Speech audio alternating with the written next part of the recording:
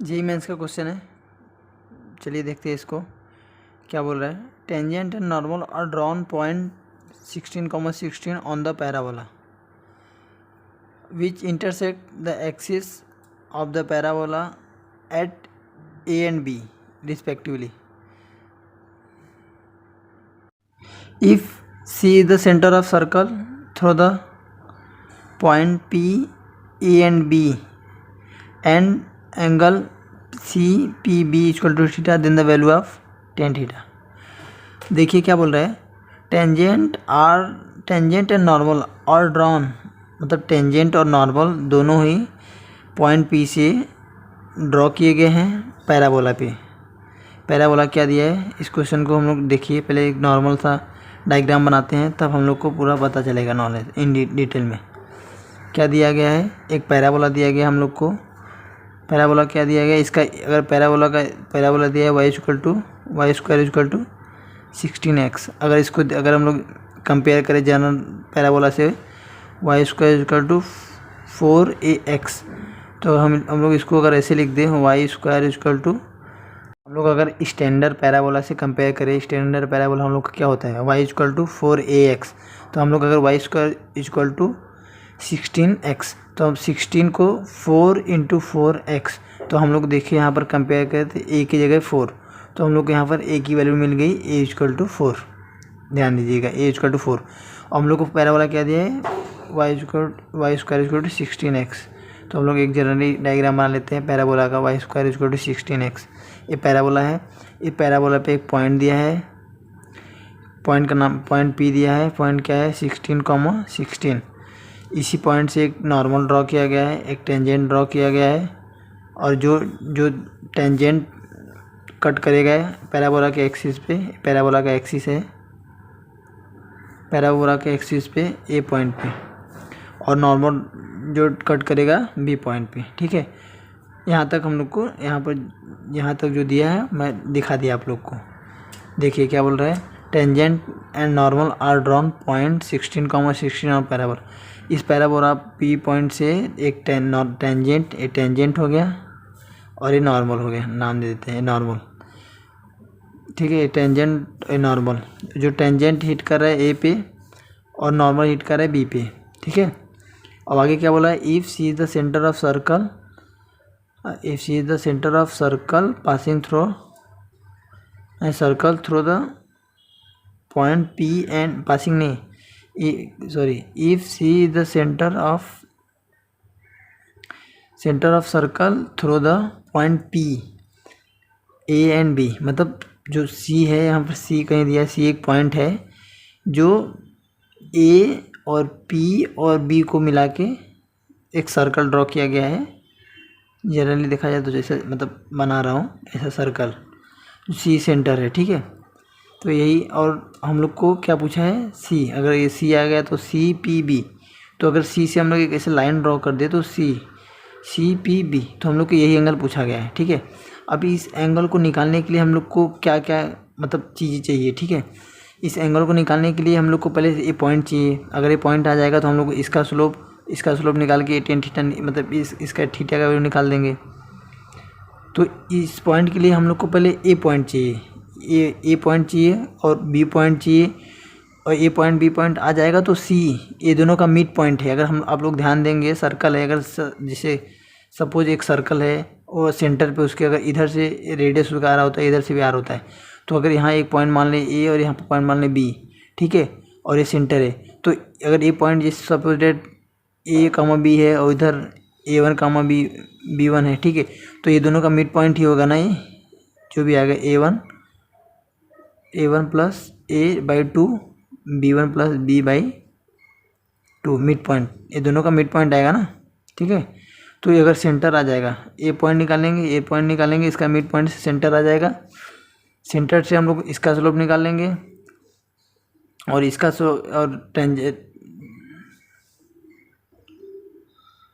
Centre से हम लोग सेंटर आ जाएगा तो हम लोग इसका स्लोप निकाल लेंगे, ए पॉइंट से इसका स्लोप निकाल के टेन थीटा आएगा इजीली तरीके से। और पहले उस पॉइंट को निकालने के लिए हम लोग टेंजेंट की इक्वेशन निकालना पड़ेगा, टेंजेंट का नॉर्मल की इक्वेशन निकालना पड़ेगा। पैराबोला में टेंजेंट का इक्वेशन क्या होता है, चलिए देखते हैं सॉल्यूशन।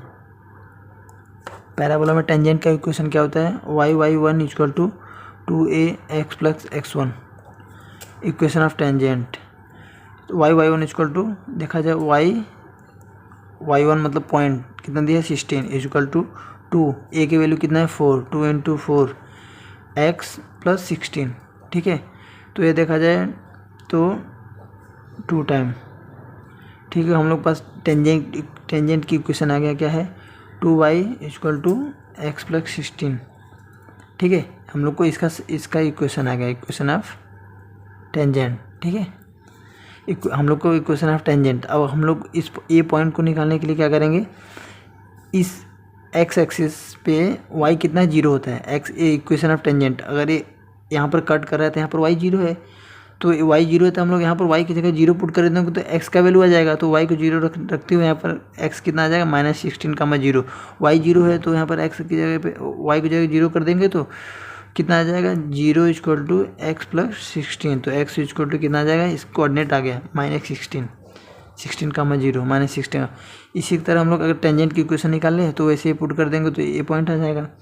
तो इक्वेशन नॉर्मल का इक्वेशन निकाल लें तो नॉर्मल इक्वेशन y0 पुट कर देंगे तो हम लोग पास ए पॉइंट आ जाएगा। फिर दोनों का मिड पॉइंट कट के इसका स्लोप निकाल के इसका स्लोप निकाल के टेन थीटा आ जाएगा इजीली। टेन थीटा का formula tan theta equal to mod में m1 minus m2 divide by 1 plus m1 m2, यही फार्मूला लगा देंगे, इजी वे टेन थीटा आ जाएगा, ठीक है। अब नॉर्मल का इक्वेशन क्या होता है, इक्वेशन क्या होता है, इक्वेशन ऑफ नॉर्मल, ठीक है। y equal to mx minus 2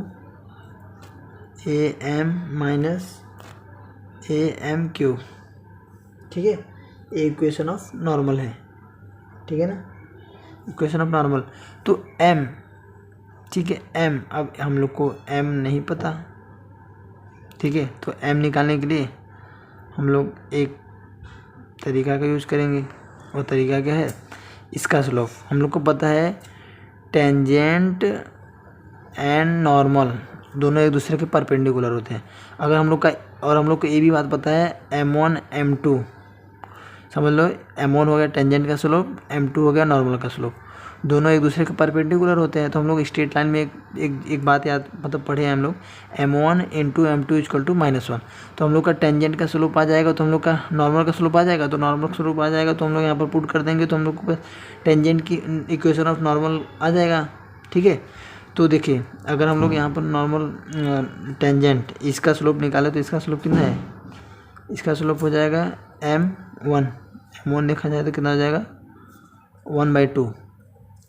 इसको डिफ्रेंशिएट कर दो, स्लोप क्या होता है डेरिवेटिव टेन थीटा। तो अगर इसको हम लोग डिफ्रेंशिएट कर दे तो क्या हो जाएगा dy/dx इक्वल टू 1, 2 dy, इसको चलिए इधर बता देते हैं आपको, 2 dy/dx इक्वल टू 1। और इस कांस्टेंट है 16 का 0 प्लस 0, तो यहाँ पर dy/dx इक्वल टू 1/2, मतलब m1 इक्वल टू 1/2 आ गया। तो अगर m1, और हम लोग को पता है m1 m2 इक्वल टू -1, तो 1/2, तो m2 इक्वल टू हम लोग पास क्या आ गया -2, ठीक है।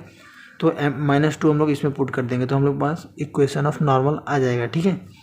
पुट करते हैं y equal to -2x -2 into A की जगह कितना है 4, और फिर इंटू -2 इंटू -2 प्लस 4 -2 का क्यूब, ठीक है। y इक्वल टू -2x, 8 दूना 16, कितना हुआ 8 दूना 16 प्लस हो गया प्लस 16 -32, 16 -32, ठीक है ना। तो 32 -16,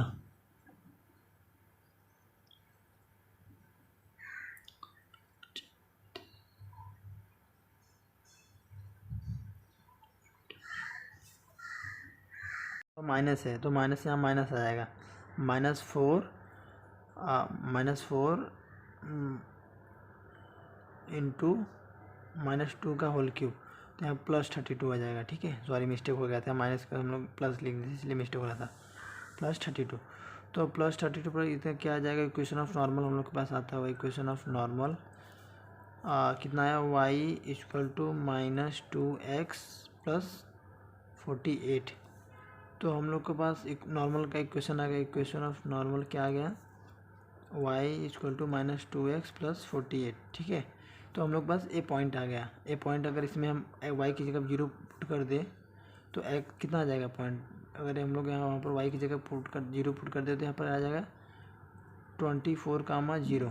ए पॉइंट आ गया। ठीक है, देखिए बच्चों, ये पॉइंट आ गया। ठीक है, अब हम लोग के पास जब ए पॉइंट आ गया तो हम लोग को ए मिड पॉइंट है। ठीक है, तो ये मिड पॉइंट हम लोग ये सेंटर निकालेंगे। ठीक है, सेंटर ये दोनों का मिड पॉइंट है। डायमीट्रिक एंड पॉइंट अगर है, क्योंकि बोला है देखिए ना, if C is the centre of circle through the point, मतलब सी सेंटर है सर्कल का थ्रू द पॉइंट, मतलब पी और ए एंड बी को मिलाते लेते हुए, तीनों का लेते हुए सेंटर है। तो अगर देखा जाएगा इसी को हम रेडियस मानते हैं, अगर चले, मतलब ये थोड़ा बढ़ाने में थोड़ा इधर उधर हुआ है, बट ए डिस्टेंस तीनों इक्वल है, क्योंकि सेंटर है ना भाई। हम लोग सर्कल में नहीं पढ़े, यही चीज़ मैं आपको दिखाया यहाँ पर कि अगर हम लोग ये सर्कल है, ठीक है, अगर यही चीज़ अगर यहाँ पी पॉइंट में ले तो ये चीज़ क्योंकि रेडियस है ना यार, सेंटर बोला है ना यहाँ पर, देखो ना, if C is the centre of circle passing through the point, नहीं सर्कल थ्रू द पॉइंट, मतलब सी सेंटर है, ये तीनों पॉइंट को लेते हुए सेंटर सेमी सर्कल, क्योंकि ये टेंजेंट और नॉर्मल एक दूसरे के परपेंडिकुलर है। ठीक है, पूरा सर्कल नहीं है, ये सेमी सर्कल है, क्योंकि टेंजेंट एंड नॉर्मल एक दूसरे के परपेंडिकुलर होते हैं। यहाँ पर देखिए परपेंडिकुलर, तो ये पूरा सर्कल नहीं बनेगा, सेमी सर्कल बनेगा। ठीक है, तो हम लोग बस इसका मिड पॉइंट अगर देखें तो 16 कितना आ जाएगा, 4,0। सेंटर हम लोग पास आ गया 4,0। चलिए ठीक है, अब इसको इसका स्लोप निकालते हैं। इसका आज हम लोग पास आंसर आता हुआ, हम लोग इसका स्लोप निकाल लेंगे। इसका स्लोप हम लोग को पता ही है, अभी इक्वेशन ऑफ नॉर्मल इसका स्लोप निकाले हम लोग ना, -2। हम लोग को इसका स्लोप पढ़ा ही है, इसका स्लोप पढ़ा है m-2 कितना है, -2। हम लोग इसका स्लोप m-1 का अगर इसका स्लोप निकाल लें तो हम लोग बस ये थीटा आ जाएगा। ठीक है, ये फार्मूला लगा के चलिए इसका स्लोप निकालते हैं। ठीक है, अब इसमें मत लगा देना कि m1 इंटू m2 =-1, क्योंकि ए लाइन और ए लाइन एक दूसरे के परपेंडिकुलर नहीं है। ये देखिए ये थीटा एंगल पे है। ठीक है ना, इसमें बहुत बच्चे देखते हैं, मतलब बहुत लोग क्या करते हैं, m1 मतलब इसमें वो फार्मूला, मतलब m1 इसका स्लोप पता है तो इसका निकाल के गलत कर देते हैं, और ऑप्शन में दिया भी होगा इसी तरह गलत हो जाता है। तो ऐसा आप लोग मत करिएगा। ठीक है, तो इसका स्लोप निकालते हैं तो m1। ठीक है, तो स्लोप का y -y1 x - x1, अगर इस स्लोप का इसका निकाले तो क्या होगा, 16 - 0 अपॉन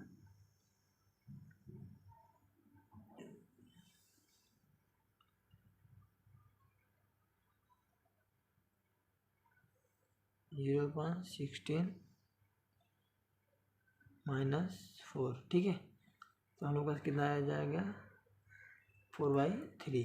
ठीक है ना, 4/3 इसका हम लोग का आएगा 4/3, और m1 मतलब m1 m2 -2। ठीक है, अगर हम लोग फार्मूला लगा दें तो हम लोग के पास पूरा आ गया, tan θ